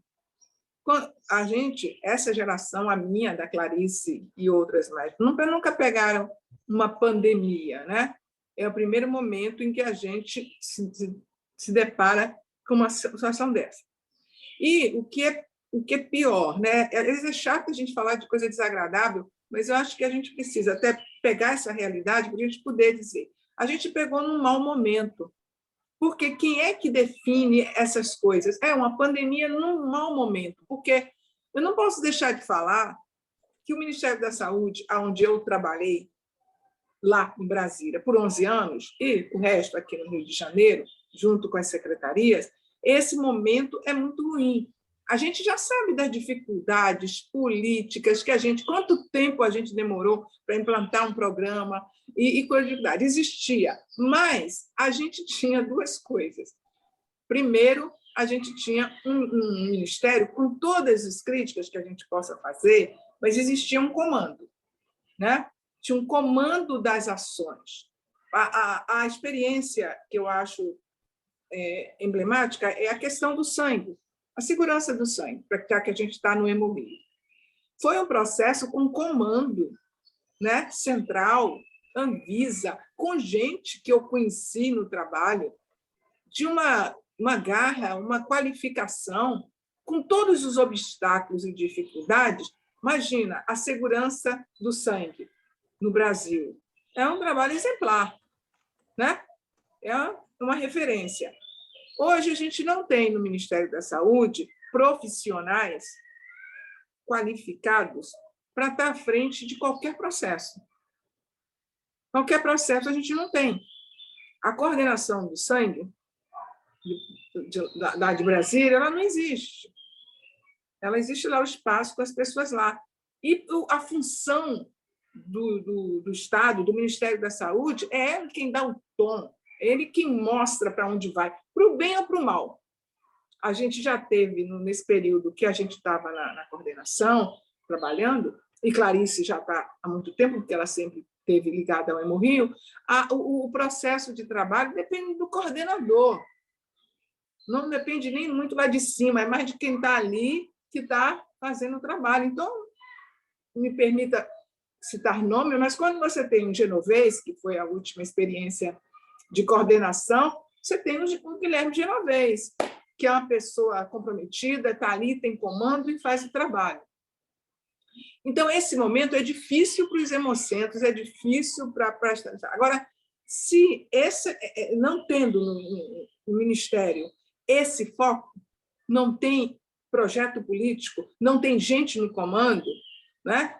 O Ministério foi tomado por militares, que até podem ter algum lá que tenha experiência, né? Uma experiência que a gente está vivendo agora, por exemplo, de longe da gente, que é da área da saúde, é essa história da Conitec com os remédios. Eu nunca vi coisa mais atabalhoada na minha vida, porque o tempo de 11 anos a gente trabalhou com a Conitec para aprovar protocolo, para aprovar medicamento do falciforme. Então, a gente sabe como esse trabalho se dá e como precisa de pessoas que estejam comprometidas com o processo e pessoas com conhecimento. Então, é só para a gente... E é natural que isso esparrame, né, para os estados. Esparrame para os estados. É natural que o Hemorrio, se não tiver uma direção com todo o compromisso... Eu quero falar muito de uma coisa que eu vivi, que foi ver as pessoas comprometidas nos hemocentros. Tá? Não é só do Rio, não. Vários hemocentros, em que a gente tem ali aquele profissional que dirige, sabe? Pode ter todos os defeitos, mas tem um foco, tem uma direção, e isso foi montado através de um projeto de segurança transfusional, o projeto que ainda estava na Anvisa, né? E depois vem para o Ministério. Então, gente, o trabalho fica diferente. Um diretor de hemocentro que não tem, ele tem a sabedoria dele, o conhecimento dele, o compromisso dele, mas ele tem que estar anexado a um projeto nacional. Afinal de contas, o SUS não é desvinculado dessas coisas todas, né? Então, eu estou falando isso porque esse cenário, uma pequena parte do cenário que a Clarice trouxe, porque a gente está falando de pandemia. Então, se a gente não tem isso, se a gente não tem a gente vai ter muitos obstáculos, agravado pelas dificuldades que o SUS está sofrendo, né? Várias coisas estão acontecendo no SUS, gente. Sabe, me permita só colocar uma coisa que me deixou os últimos tempos pensando. Eu sou de um tempo que não tinha SUS, e de um tempo que existiam muitas clínicas populares. Né? Eu mesmo trabalhei em clínicas populares antes de eu entrar para o Ministério, para a UFRJ, e hoje o que eu estou vendo toda hora é surgindo uma clínica popular. Sabe, a última que eu vi, eu achei que era um salão de beleza, bem assim em frente à vila onde meu filho mora. Eu olhei e falei, tem um salão novo. Ele falou, que salão, mãe? Ginecologista, psiquiatra, sei o quê? Eu disse, o que é isso? Aí, clínica popular, uma porta de vidro com as especialidades. Aí, para mim, a maior surpresa, eu vou na CADEG, estou falando daqui do Rio, que a gente está, né, a CADEG, que eu não ia há muito tempo, depois que tomei a terceira dose, fui na CADEG, vi umas flores.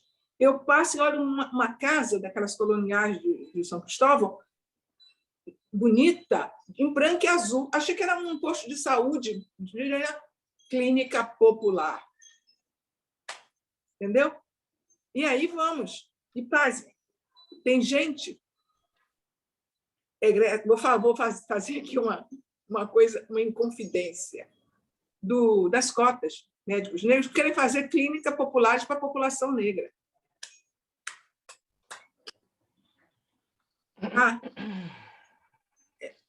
Uma coisa é você ter seu consultório, outra coisa é você entrar por um processo que é esquisito.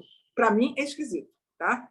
Então, esse cenário de precarização do SUS não quer dizer que a gente foi um mar de belezas, não. Mas, se a gente olhar bem o passado, quem trabalhou, o que foi, como se construiu, tendo Hemorrio, a atenção em doença falciforme, é uma beleza, sim.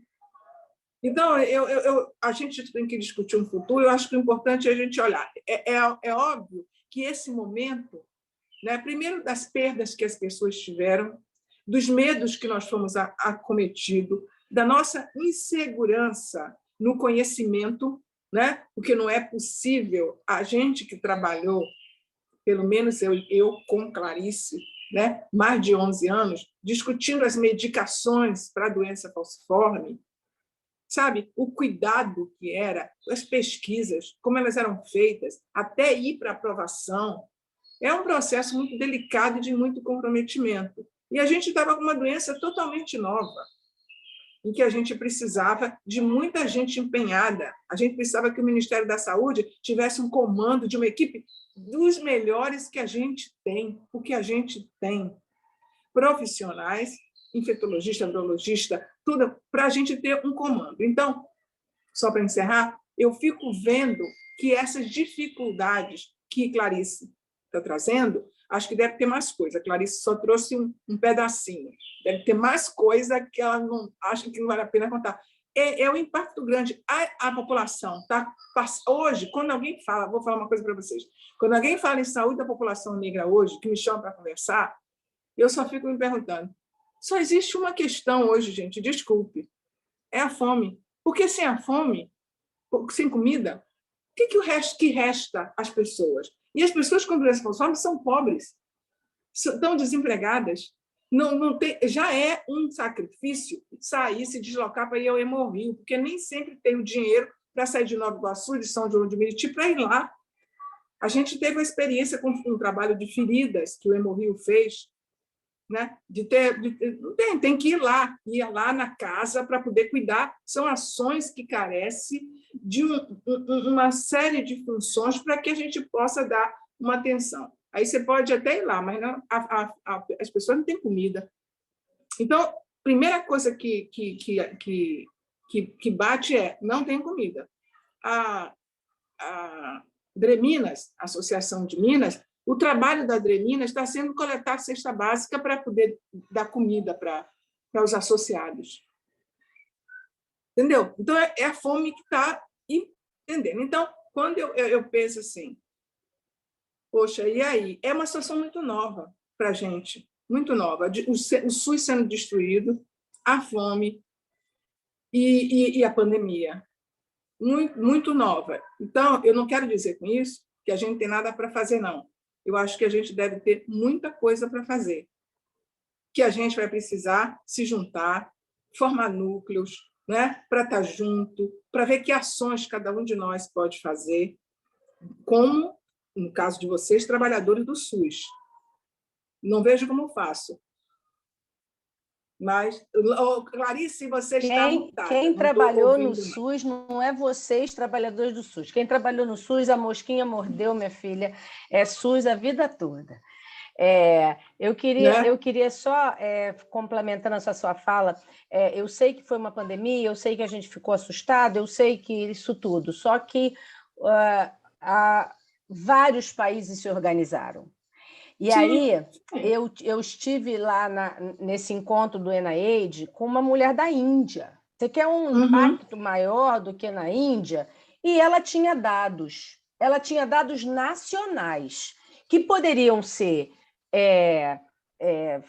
frágeis, e ela colocou isso tudo, pode ser que esteja subnotificado, etc., mas vários centros mandaram...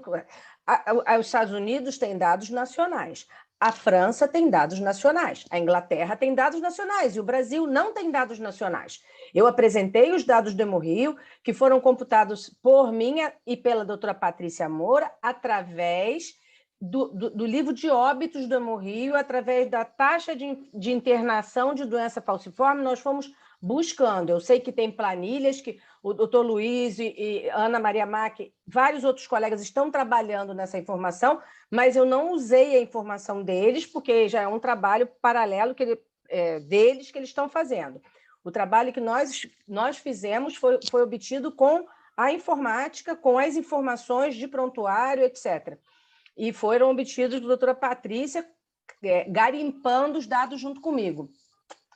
E os outros centros tinham alguns dados, mas o Brasil não conseguiu se organizar. No ano passado, a gente chegou a falar sobre isso para a BHH, mas a gente não conseguiu dar seguimento, e isso é um problema, que eu acho que está posto, né? Agora, eu gostaria de responder uma pessoa aqui que colocou, deixa eu ver só que eu esqueci o nome, desculpa. Betânia. A Betânia falou uma dúvida que pode ser a dúvida de muitos, que é a da pneumo 13. E aí, para se vacinar com a pneumo 13, precisa ir num centro regional de imunobiológicos especiais. No estado do Rio de Janeiro, nós temos 3 CRIs. Um é na Fiocruz, lá na Avenida Brasil. O outro é no Rocha Maia, em Botafogo. E o terceiro é em Campos. A gente só tem esses 3 CRIs.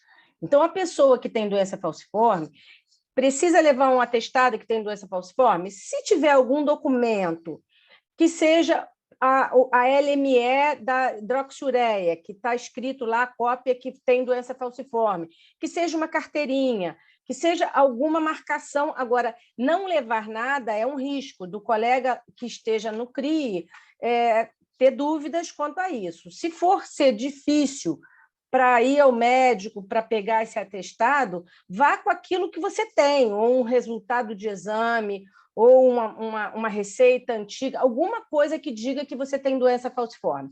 E eu acho que é muito importante que as pessoas todas compareçam. Os adultos, principalmente, é uma oportunidade única, a gente não sabe se o Ministério vai revalidar essa portaria. Como a vacina vence em fevereiro de 2022, eu acho que ele ainda vai fazer mais uma revalidação, porque ele está fazendo revalidação a cada 3 meses, mas não podemos contar com isso.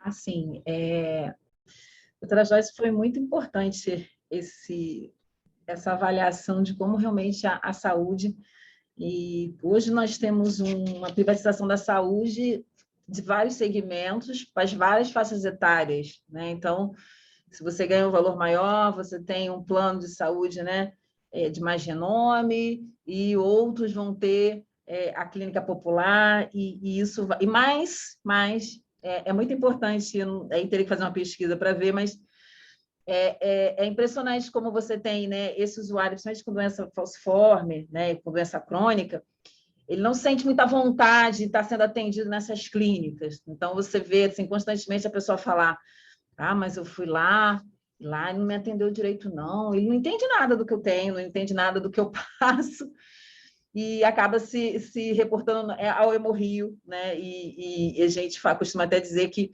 por questões que vão além da hematologia, e as pessoas se dirigem ao Hemorrio.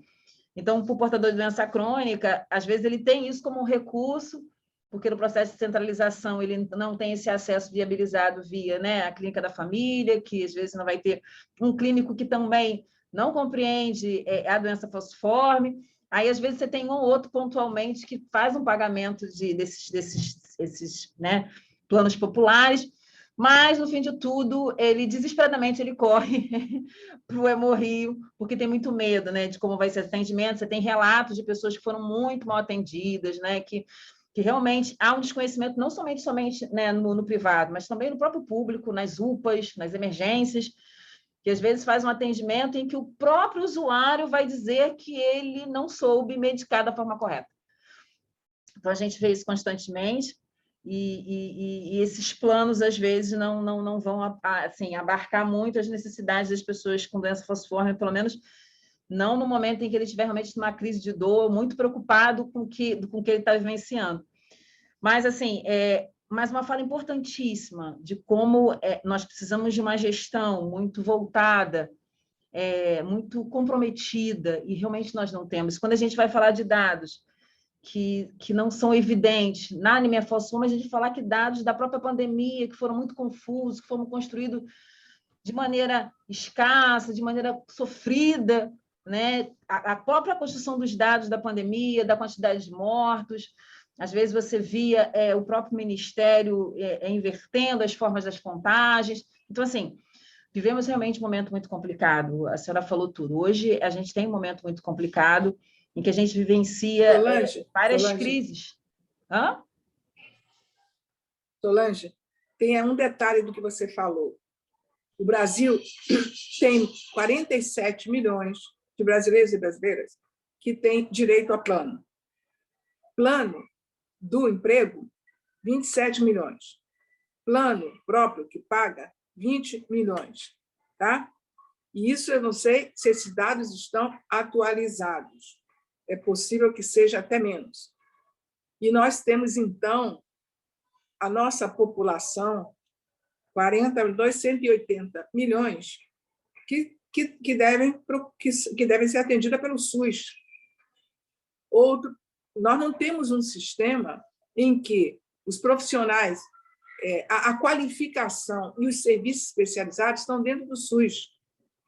A gente sabe, Clarice sabe disso, que o que a gente encontrou com profissionais que estavam no Rio de Janeiro, têm seus consultórios, trabalham adequadamente, mas se não tivessem engajado nas capacitações que o Hemorrio promove, nós promovemos no Brasil todo, aquele profissional ele não fica qualificado para atender no consultório doença falciforme, não.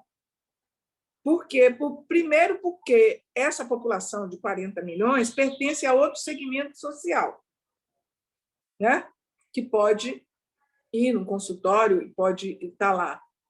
Por outro lado, como a gente coloca que as certas questões, estão num compromisso da saúde pública, né? Você pode... A relação da doença falciforme com o hemorrio é uma relação umbilical, sabe? Você pode ter o seu médico no consultório, pode ter, mas há uma ligação com o hemorrio, para pegar hidroxiureia, para outras ações. Entendeu? Então, isso primeiro, porque a população acometida de doença falciforme é pobre, é majoritariamente pobre. Seguida, majoritariamente desempregada. E o sistema o SUS é para isso. Então, essa relação com determinadas, como HIV, que é exclusivo do SUS. Entendeu? Desculpe, mas é que você falou nos planos. Então, as pessoas que vão para uma clínica popular pode até encontrar um profissional hematologista que passou pelas qualificações, que busca informação, entendeu? Principalmente por conta de várias atualizações que a doença falciforme sofreu ao longo dos anos, que vai sofrendo todo dia. Eu não quero nem me sentar com a Clarice nem hora para falar do que eu não sei mais sobre doença falciforme, né? Então, quer dizer, ainda tem esses detalhes de que o SUS, a doença falciforme, estou falando de Rio, a referência é Rio de Janeiro, é Hemorrio. É essa a referência. Pode ter até uma unidade em seu local, como a gente previa, que atende, tá? Mas tem um cordão umbilical com hemorrio, aonde está se gerando saber, informação, dados. Se a gente não olhar essa necessidade com essa cara, a gente não vai prestar uma atenção de qualidade nem vai promover o acesso. Sabe? Uma atenção de qualidade, isso eu lhe digo com muita tranquilidade e com certeza. Nos estados que não tenham a ligação com seus hemocentros ou com a universidade ou com a forma de organização, é uma organização precária na qualidade da assistência. Sinceramente, onde você vai encontrar alguns profissionais com um grau de qualificação que esteja só numa clínica ou no consultório atendendo doença falciforme, se não passa pelo Hemorrio, se não passa pelas universidades. É uma característica, como eu estou falando de doença falciforme, uma doença que acomete a população negra. Tem outras patologias também, que vai precisar passar por determinados centros de referência. Entendeu? Desculpe, Tivão, pessoal, mas já que eu não queria perder a chance. Tudo bem, tudo bem. Mas, assim, a fala é extremamente importante, né? Como realmente precisamos hoje de compromisso de gestão que parte de cima, que parte, né, do próprio Ministério, que vai estar tocando também nas gestões, nas coordenações nos próprios estados e municípios. Então, realmente, sem esse norte, fica muito difícil a gente conseguir ações que viabilizem acesso à informação. Então, assim, a construção da informação realmente passa por uma gestão comprometida, né? Por um grupo de profissionais também muito envolvidos.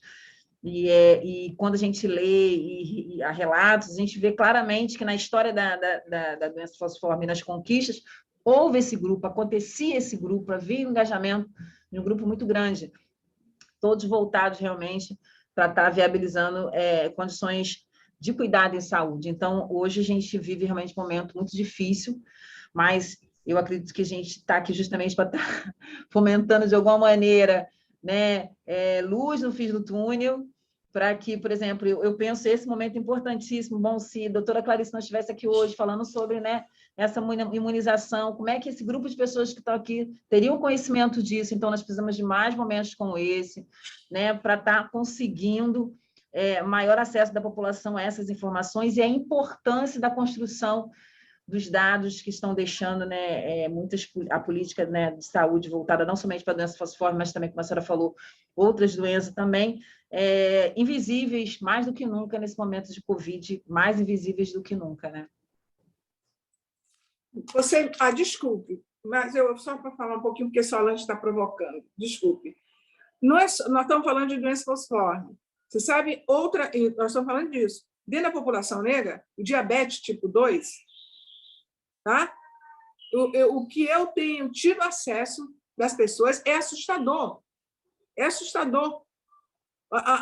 O diabetes tem, por ano, em torno de 50 mil amputações de membros, por conta de uma doença que não precisa mais ocorrer isso, no SUS, por ano. Entendeu? Essa população é majoritariamente negra. E o atendimento do diabetes diante da doença falciforme é moleza. Estou falando até porque eu tenho diabetes tipo 2. É mais tranquilo. Tem outros, mas não é o grau de complexidade, de necessidade, de atenção e de evolução que a doença falciforme tem. Sabe? Se você botar numa escala assim, todas das doenças de maior prevalência, a doença falciforme aqui requer mais cuidados, mais atenção, mais informação, mais preparação. Então, a gente tem esse cenário do diabetes nas unidades está complicado com a pandemia. Requer também, tá, um olhar, se reúnam também para ver. Agora, a doença falciforme tem um núcleo já base do trabalho em todo o Brasil e profissionais incrivelmente bem preparados dentro do SUS.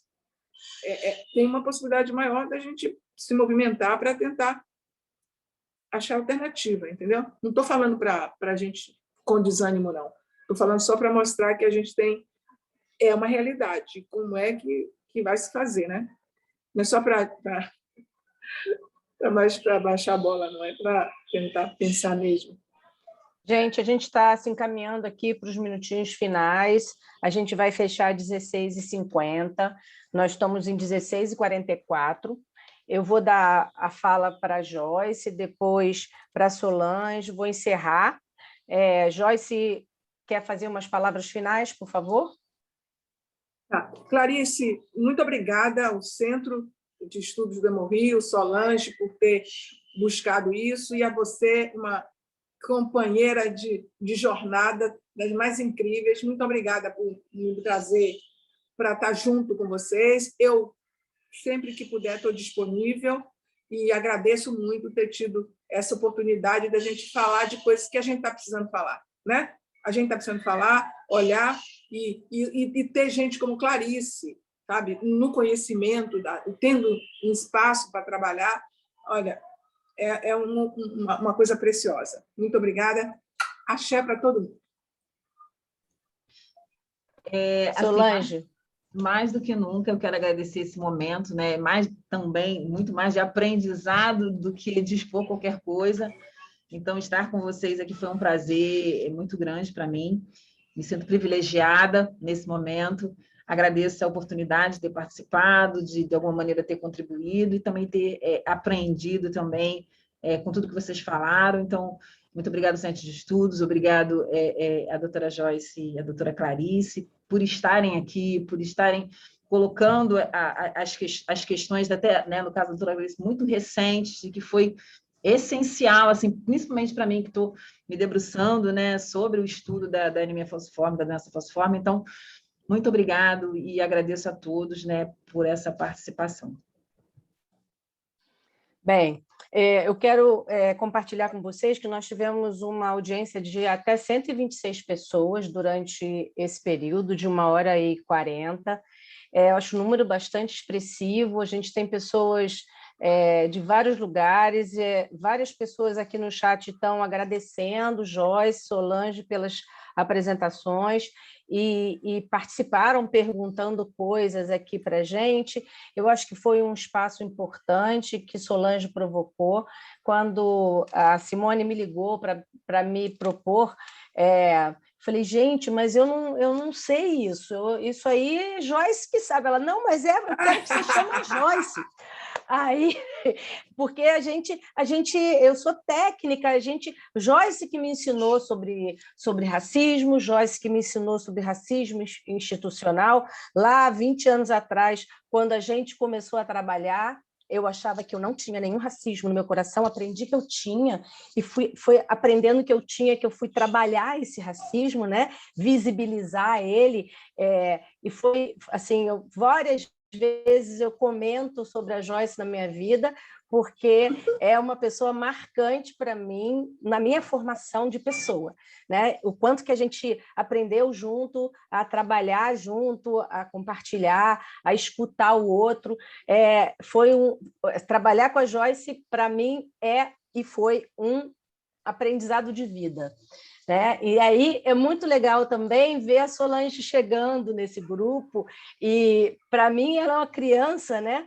Jovem, e trazendo o tema doença falciforme, que é um tema que a gente precisa de mais pessoas discutindo e se interessando e querendo saber e querendo aprender, porque é uma doença muito prevalente, não é uma doença, né? É um estar com aquela situação que a gente precisa acolher a todo momento. E aí o papel do time multiprofissional é fundamental, e aí saber que tem residentes com você, que com esse olhar, e você fomentando esse olhar dentro da minha casa. O Hemorrio vai ser minha casa para sempre, né? E aí esse olhar é muito, muito, muito importante. Eu queria agradecer Solange pela participação, Joyce por ter topado na mesma hora a discutir esse assunto, e ao Centro de Estudos por ter aberto esse espaço. O canal, para mim, ficou muito claro, não quebrou, ficou... Ótimo. Né? A imagem, o som ficou bastante interessante, e aí eu quero agradecer e dizer também que eu estou à disposição quando a gente quiser falar de doença falciforme, em qualquer cenário que seja, eu estou à disposição, e tenho certeza que eu trago a Joyce comigo. Com certeza. Meu passaporte. Não, eu também não vou deixar de ir com Clarice, não. Nós temos uma história de trabalho. É verdade. Então, muito obrigada a todos. Muito obrigada a todos, um prazer. E eu estou encerrando. E obrigada pelos ouvintes todos que estiveram com a gente todo esse tempo. Com certeza. Um abraço grande. Tchau, tchau.